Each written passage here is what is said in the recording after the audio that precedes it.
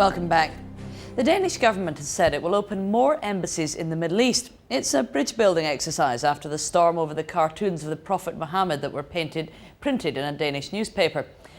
A country which has always prided itself on being tolerant and liberal-minded found itself vilified by Muslims around the world. And the Danish journalist Lena Thomsen reports now on how her country is trying to mend bridges at home as well. Denmark, once the place to go for a quiet life. Wow, that's amazing! With a healthy welfare state and rich waters, it's certainly a life of plenty. But since the cartoon controversy, Denmark's apparent sense of calm has seemed only skin deep. After 12 caricatures of the Prophet Muhammad appeared in a national paper, violence spread across the world. Over 50 people lost their lives. This month, Osama bin Laden himself released a tape condemning the Danish government.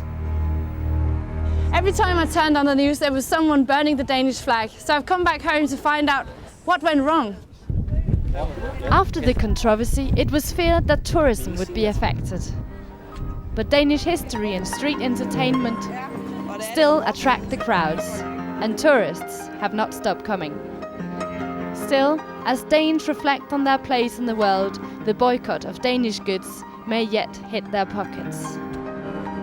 I decided to pay a visit to my old college in Aarhus. It's Denmark's second largest city, but the college has hardly any Muslims, a sign that integration has long been a problem. My sister studies here. I met some of her friends. We have seen a tendency of more radical opinions after this conflict, like people either go to the left or to the extreme right. Actually, I like the one with the bomb because I think it tells a truth about how absurd it is that some people use the prophet to kill innocent people. So they were just a provocation, and just a provocation for the provocation's sake ain't that good.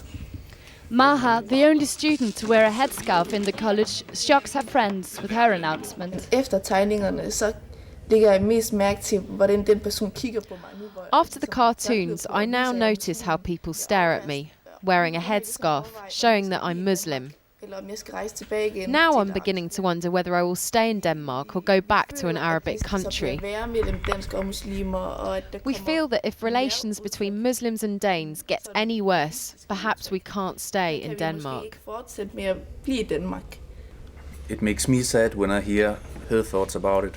There should be space enough in Denmark for all kinds of religions and for atheists and for Democrats and for everybody. So it makes me sad when people want to go home because I think it's a good country. Maha invited us home to see just how a Danish Muslim family lives. It's obvious that leaving the country would be a difficult choice for her, as her family's commitment to the country is clear. Her husband is away serving in the Danish army.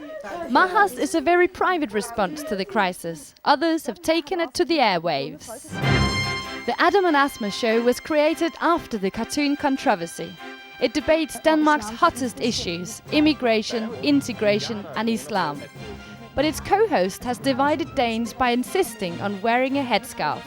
We do look at Muslims in Denmark as immigrants.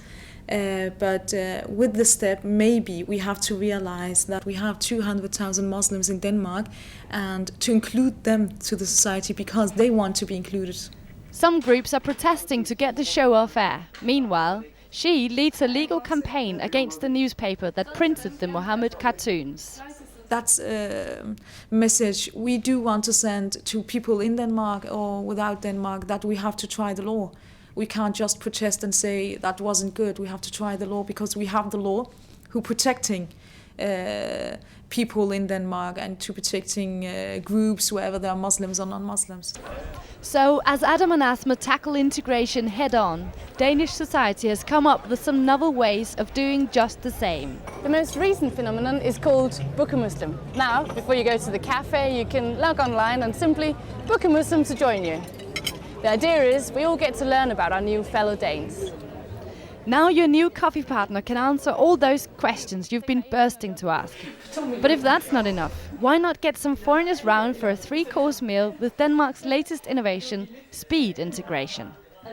Recently, this Danish family had Lebanese dinner guests. It's just one of 3,000 dinner dates across the country. Danes and new Danes opened up their homes to each other in a new project started by the founder of a dating show. It's an attempt to bridge a gap between cultures, which many believe has always existed and has only now been highlighted. This evening seems to have gone well. This is a typically Danish response. If the problem can't be solved by politicians, well, then let's sort it out ourselves over a good meal. Now that the international storm appears to have calmed, at home, the debate has only just begun. Lena Thompson reporting from our native Denmark. Our top story tonight, the House of Lords has ruled that women should get a greater share of their husband's wealth in divorce.